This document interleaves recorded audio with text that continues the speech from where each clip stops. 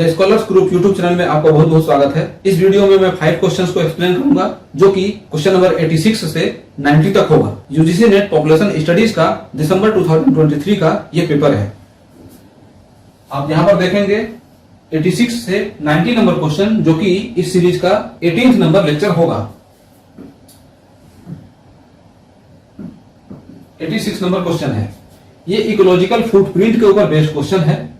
What is mean by the term ecological footprint? आपको याद होगा इसके पहले का जो पेपर आया हुआ था उस पेपर में भी इकोलॉजिकल फुटप्रिंट से रिलेटेड क्वेश्चन था। उसको मैंने वहां पर जब एक्सप्लेन किया था, इसी फिगर को मैंने यूज किया था। वहां पर बताया था कि ये एक अर्थ है, इस अर्थ पर बहुत सारे रिसोर्सेज हैं। उसी रिसोर्सेज में से मतलब एक ऐसी अंडरस्टैंडिंग कि ये जो रिसोर्स है उस रिसोर्स को कुछ ऐसे दिखाया गया है। फॉरेस्ट है, प्रोडक्ट है, कार्बन फुटप्रिंट है, क्रॉप लैंड है, पास्चर है, बिल्टअप एरिया है, फिशरीज है, सी है मतलब फिशरीज का मतलब सी है, वाटर बॉडीज है, रोड्स है, यहाँ पर जो लैंड है एग्रीकल्चरल लैंड है, क्रॉप लैंड है, फॉरेस्ट एरिया आपको दिख ही रहा है, बिल्टअप एरिया भी लिखा हुआ है। तो ये सभी चीजें, ये जो जितनी चीजें हैं वो फुटप्रिंट है। तो ये जो है फुटप्रिंट, ये हमेशा इससे, ये जो अर्थ है इससे छोटी होगी, क्योंकि ये जो फुटप्रिंट है ये इसी के ऊपर मतलब होगा। और अगर ये कहीं से डिस्ट्रॉय हो जाता है तो ये इसी अर्थ में कहीं ना कहीं जाकर के मिक्सअप हो जाएगा। तो ये अर्थ है, earth capacity to regenerate resource and absorb waste, ये है फुटप्रिंट हो गया। अब यहां से क्वेश्चन जो पूछा गया है, what is meant by the term ecological footprint, इसमें आंसर 1 2 3 4 ऑप्शन लिखे हुए हैं। Increase in methane gas with industrialised methods of raising animals for food, increase in green house gas emission with land use, increase in methane gas with mechanisation of harvesting and increase in green house gas emission with industrial activities. तो यहां पर जो 4 type के option लिखे हुए हैं, आपको ये समझ में आ गया पहले कि अर्थ की जो कैपेसिटी है वो रिजेनरेट कर सकता है रिसोर्सेज को और एब्जॉर्ब भी कर सकता है वेस्ट को। तो यहां से ये रिसोर्सेज हैं, इसमें से इसको जनरेट भी करने की इसके पास पावर है और साथ साथ में इसको एब्जॉर्ब भी करने का पावर है। तो ये क्या हो गया, ये फुटप्रिंट और ये अर्थ, और ये जब भी होगा तो ये इससे छोटा ही होगा, मतलब ये इसके ऊपर मतलब आएगा, इसी में से निकलेगा और इसी में से ये एब्जॉर्ब हो जाएगा, फुटप्रिंट होगा।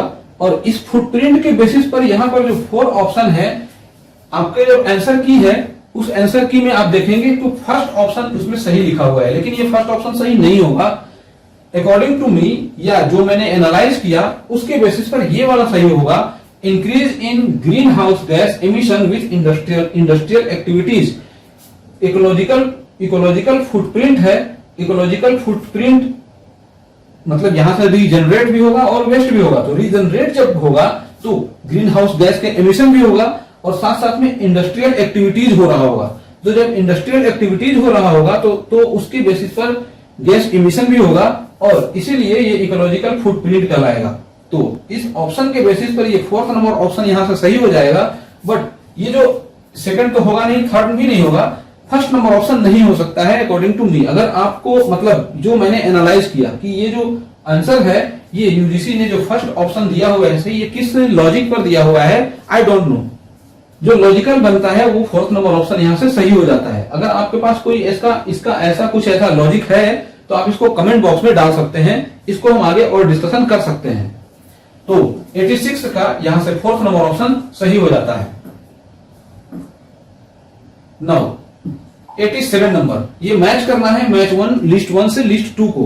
अब आप देखते हैं कि जो क्वेश्चन दिया हुआ है, इस क्वेश्चन को देख के समझ में आता है कि लाइफ टेबल का क्वेश्चन है। Probability of surviving from age x to y, यहां भी x to y है, x to y x है। तो हमने क्या पढ़ा हुआ है, x plus 1 x plus 2 x plus 3 मतलब x plus n तक पढ़ा हुआ है, जो कि अगर 1 ईयर के ड्यूरेशन में होता है तो जो लाइफ टेबल है वो कंप्लीट लाइफ टेबल कहलाता है। और अगर वो एज इंटरवल 5 या 10 के इंटरवल के ऊपर बेस हो तो वो एवरेज लाइफ टेबल हो जाता है। अब यहाँ पर कोई इंटरवल हमें समझ में नहीं आ रहा है कि ये कौन सा कंप्लीट है या एवरेज लाइफ टेबल है, बट हम इसको सॉल्व करने के लिए किसी को भी हम रख सकते हैं। क्योंकि इसमें कोई जो बहुत ज्यादा कॉम्प्लेक्स रूल नहीं लगा हुआ है कि ये जो x है x टू एज y है, तो इस y सभी y के जगह पर आप x प्लस 1 लिख दीजिए, x प्लस 1, यहां भी लिख दीजिए x प्लस 1। अब आपको समझने में थोड़ा सा और आसानी हो जाएगा। तो probability of surviving from age x to x plus 1, age x to x plus 1, ये सर्वाइविंग पूछ रहा है यहाँ पर। सर्वाइविंग, तो सर्वाइविंग क्या होता है, आपका जो टेबल है वो टेबल कैसे बनता है, x की वैल्यू यहां है, उसके बाद x प्लस 1, x प्लस 2 होती है, ऐसे चलता है। तो ये जो वैल्यू है इससे मतलब इसकी जो वैल्यू होगी इससे हमेशा छोटी होगी, मतलब नेक्स्ट वाले की जो वैल्यू है उसके ऊपर वाले की वैल्यू से छोटी होती है।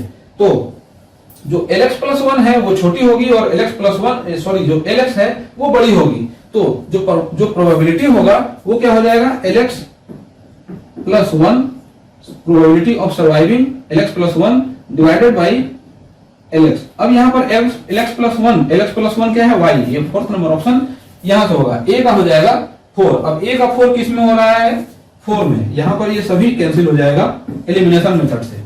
अब देखते हैं number of people dying between age x and x plus 1। People dying, number, ये नंबर पूछ रहा है, यहां पर प्रोबेबिलिटी था और यहां पर नंबर है। तो नंबर क्या है, ये वाला नंबर है lx minus ly, lx minus lx plus 1। Next मतलब पहला वाला उसमें से नेक्स्ट उसके नेक्स्ट वाला, तो जो भी आएगा वो नंबर ऑफ डेथ होगा। ये हो गया आपका b का 1, ये b का 1 हो जाएगा। Name of person years lived between age x and x plus 1। Age x और x प्लस 1 के बीच में जो नंबर होंगे वो पर्सन ईयर्स लिव्ड, ये थर्ड नंबर हो जाएगा, यहां पर c का 3, tx माइनस tx प्लस 1, और person years lived above age x मतलब बियॉन्ड एज x। tx जो होता है वो नंबर और ये क्या है, person years lived beyond age x। अब x तक तो वो जीवित रह गया, लेकिन x के बाद वो कितने समय तक जीवित रहेगा ये नहीं पता चलता, वो इन्फिनिटी भी हो जाता, तो वो उसको डिनोट करते हैं tx से। यहां पर ये जो d है ये d हो जाएगा सेकंड से। तो आंसर आपका A4 B1 C3 and D2 हो जाता है।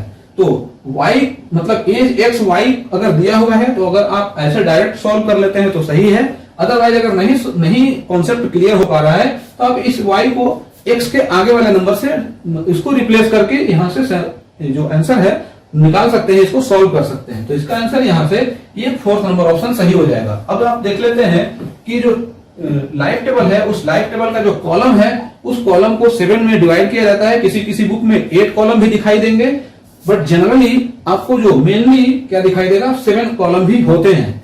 x, small lx, small dx, small qx, capital lx, capital tx and ex। इसके अलग अलग मीनिंग है। इस मीनिंग को मैंने अपने पीछे के कई वीडियोज में एक्सप्लेन किया हुआ है। ये टोटल 7 होते हैं। और ये जो टेबल आप देख रहे हैं ये थोड़ा सा रफली दिख रहा है, ये अच्छे से दिख नहीं पा रहा होगा, इसको मैंने लाइफ टेबल वाले सेक्शन में एक्सप्लेन किया है। तो अगर आप लाइफ टेबल का कॉन्सेप्ट अगर आपको पता है, आपको मालूम है तो अच्छी बात है, अदरवाइज आप मेरे जो लाइफ टेबल का लेक्चर है उसको देख सकते हैं। लिंक में इसका जो आई बटन में उसका लिंक मिल जाएगा, आप लिंक से क्लिक करके लाइफ टेबल के कॉन्सेप्ट को समझ सकते हैं।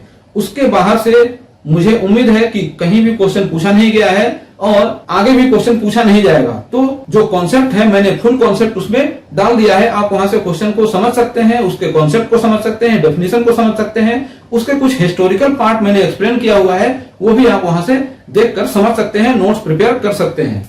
आपको लाइफ टेबल का मैक्सिमम टॉपिक समझ में आ जाएगा, कॉन्सेप्ट आपका क्लियर हो जाएगा। नाउ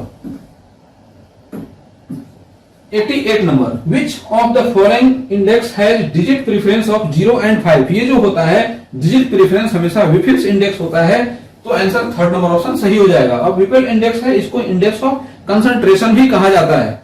अब मायर्स इंडेक्स है, इसको ब्लेंडेड पॉपुलेशन के लिए यूज किया जाता है 0 to 9। ठीक है, इसका जो डिटेल आपको देखना है तो डिटेल का भी लिंक आपको यहाँ पर आई बटन में मिल जाएगा, उसका डिस्क्रिप्शन में लिंक में डाल दूंगा, आप वहां से क्लिक करके देख सकते हैं, नोट प्रिपेयर कर सकते हैं और अच्छे से समझ सकते हैं। ये हो गया यूनाइटेड ज्वाइंट स्कोर। ये यूनाइटेड ज्वाइंट स्कोर है, वो यूएन इंडेक्स होता है 3s plus m plus f। ये जो s है वो एज सेक्स रेशियो होता है, जो कि एज सेक्स रेशियो यहां पर लिखा हुआ है, एज सेक्स रेशियो स्कोर।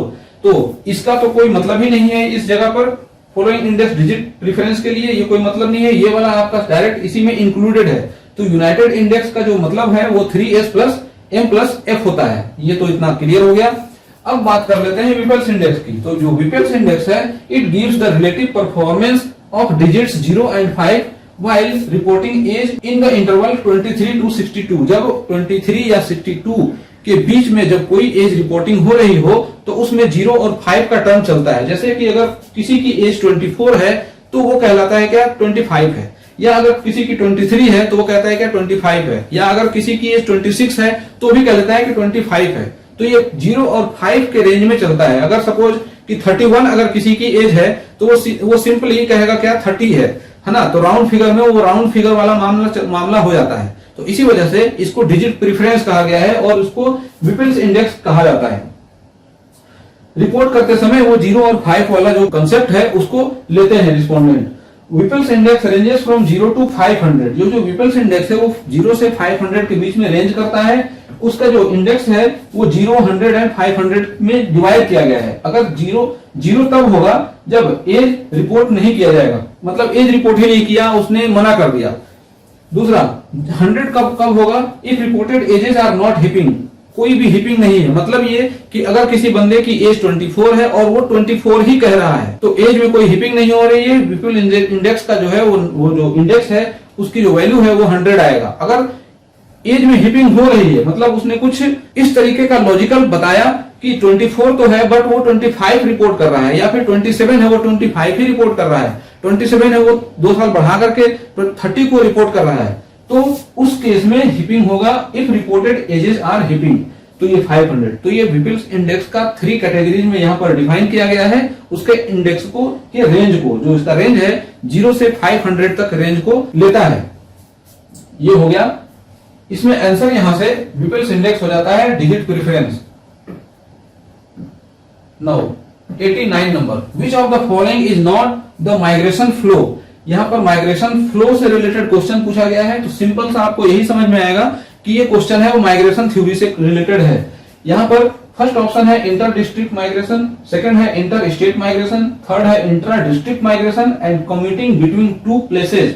तो कहने का मतलब यह है कि क्वेश्चन तो इजी है, बस थोड़ा सा आपको इस पर इतना दिमाग लगाना होगा कि जो टर्म दिया हुआ है इस टर्म का डेफिनेशन मतलब उसका मीनिंग क्या होगा, जो टर्मिनोलॉजी है उस टर्मिनोलॉजी का मीनिंग क्या होगा।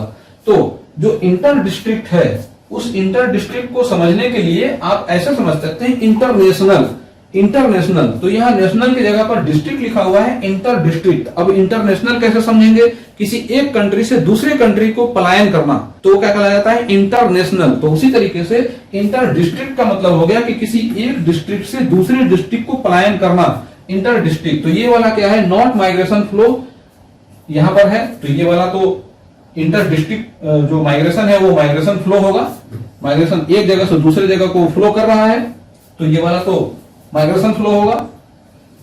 दूसरा इंटर स्टेट माइग्रेशन, जैसे डिस्ट्रिक्ट था वैसे ही स्टेट हो जाएगा। तो सपोज कि एक ये स्टेट है, एक ये स्टेट है, एक जगह से दूसरी जगह को फ्लो हुआ या फिर यहां से यहां आया, इंटरनेशनल लेवल पर या इंटर स्टेट लेवल पर ये माइग्रेशन हुआ, तो ये फ्लो हुआ, सेकंड नंबर भी फ्लो हो जाएगा। इंट्रा डिस्ट्रिक्ट माइग्रेशन, अब इंट्रा डिस्ट्रिक्ट माइग्रेशन का इंटर और इंट्रा यही दोनों में डिफरेंस है। तो इंट्रा डिस्ट्रिक्ट जो इंटर डिस्ट्रिक्ट है या इंटर रीजन हम कह सकते हैं, डिस्ट्रिक्ट का मतलब क्या रीजन या प्रोविंस। तो इंटर रीजन अगर होगा तो वो 2 अलग अलग रीजन होंगे, और इंट्रा जब हो जाएगा तो एक ही रीजन होगा, एक ही रीजन में एक प्लेस से दूसरे प्लेस। ऐसे उस केस में क्या कह सकते हैं कि अगर इंडिया की बात करें तो इंडिया में एक जगह से दूसरे जगह पर, तो इंटरनेशनल जो इंटरनल हो जाता है। तो उसी बेसिस पर यहाँ पर इंट्रा डिस्ट्रिक्ट है तो डिस्ट्रिक्ट सेम होगा, बट उस डिस्ट्रिक्ट में किसी एक गांव से दूसरे गांव में या किसी एक शहर से दूसरे शहर में पलायन कर जाना, ये कहलाएगा क्या इंट्रा डिस्ट्रिक्ट। बट ये कम्यूटिंग बिटवीन 2 प्लेसेस, मतलब कम्यूटिंग का मतलब क्या है कि ये माइग्रेशन से रिलेटेड नहीं होगा। ये कम्यूटिंग मतलब एक जगह से जाना और दूसरे फिर आ जाना, मतलब अप डाउन करते रहना, तो ये माइग्रेशन नहीं कहलाता है। तो इस केस में क्या हो जाएगा, यहाँ पर क्वेश्चन दिया है which of the following is not the migration flow, migration flow वो है ही नहीं। तो इस केस में आंसर आपका 4th नंबर ऑप्शन सही हो जाएगा। कम्यूटिंग बिटवीन 2 प्लेसेस मतलब अप डाउन, आना जाना लगा हुआ है, कम्यूटिंग बिटवीन टू प्लेसेस। तो इस केस में ये माइग्रेशन का फ्लो ही नहीं बन रहा है, क्योंकि ये एक ही डिस्ट्रिक्ट में है। इस सपोज की अगर ये डिस्ट्रिक्ट है, इसी एक ही डिस्ट्रिक्ट के अंडर में वो अप डाउन कर रहा है, आना जाना हो रहा है किसी एक रूरल प्लेस से या एक विलेज से दूसरे विलेज में, एक सिटी से दूसरे सिटी में, मतलब एक ही डिस्ट्रिक्ट के अंदर में कहीं भी वो मूव कर रहा है और मतलब सेटल नहीं है। तो ये कहलाएगा कम्यूटिंग बिटवीन टू प्लेसेस। 89 हो गया। इसके बाद 90 नंबर क्वेश्चन हो जाता है, Which of the following method is used for adjustment of data from dual recording system? अब dual recording system जैसे ही क्वेश्चन आया आपके माइंड में ये आ जाना चाहिए, चंद्रशेखरन एंड डेमिंग। तो डुअल रिकॉर्ड सिस्टम के ऊपर ये चंद्रशेखरन एंड डेमिंग बेस होता है। बाकी जो 3 दिया हुआ है वो ये जो reverse survival method, PF ratio method and release method, ये सभी इनडायरेक्ट एस्टिमेशन ऑफ फर्टिलिटी है। तो ये फर्टिलिटी एस्टिमेशन हो जाएगा 3 वाला, ऊपर के 3, और बाकी ये जो है चंद्रशेखरन एंड डेमिंग मेथड, ये डुअल रिकॉर्डिंग सिस्टम हो जाएगा, इस पर बेस हो जाएगा। तो 90 नंबर क्वेश्चन तक यहाँ पर आपका कंप्लीट हो जाता है। टोटल आज के इस सेशन में मैंने 5 क्वेश्चंस को एक्सप्लेन किया, जो कि इस सीरीज का 90 नंबर क्वेश्चन तक हुआ, 86 से 90 तक। तो ये 18th नंबर लेक्चर था जो कि मैंने यहाँ पर एक्सप्लेन किया। आपको मुझे उम्मीद है कि ये समझ में आया होगा और आपने इसको अच्छे से नोट भी कर लिया होगा। आपका कॉन्सेप्ट मैक्सिमम से मैक्सिमम बिल्ड हो चुका होगा। तो बने रहिए इसी तरह से मेरे साथ द स्कॉलर्स ग्रुप चैनल पर, जिस पर मैं स्टैंडर्ड लेवल के वीडियो मटेरियल लेकर के आते रहता हूँ और जो कि एग्जाम स्पेसिफिक ही होता है। बस वीडियो अगर आपको अच्छी लगी हो तो वीडियो को लाइक कर दीजिए। चैनल पर अगर आप नए हैं तो चैनल को सब्सक्राइब कर दीजिए और बेल आइकन को भी प्रेस कर दीजिए, ताकि मैं आगे कभी भी कोई ऐसी वीडियो अपलोड करूं आपको सबसे पहले प्राप्त हो और आप उसको सबसे पहले देख पाएं। मेरे साथ इस वीडियो में लेक्चर के अंत तक बने रहने के लिए आपका धन्यवाद। Thanks for watching.